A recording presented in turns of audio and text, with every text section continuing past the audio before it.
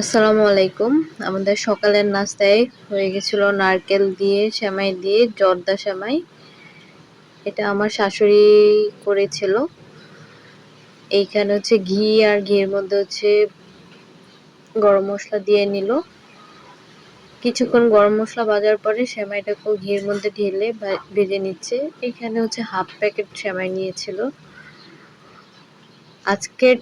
আজকের রেসিপিতে কিন্তু আমার শাশুড়ি মার হচ্ছে ভয়েস ওভারে কিছু টিপস আছে যেটা কিনা সে আমাকে দিচ্ছিল, আপনাদের সাথে শেয়ার করব যে সে কি টিপস আমার সাথে শেয়ার করছে, এই সেমাই রান্না করার সময় কি খেয়াল রাখতে বলছে সেই জিনিসটা আপনাদের সাথে শেয়ার করব।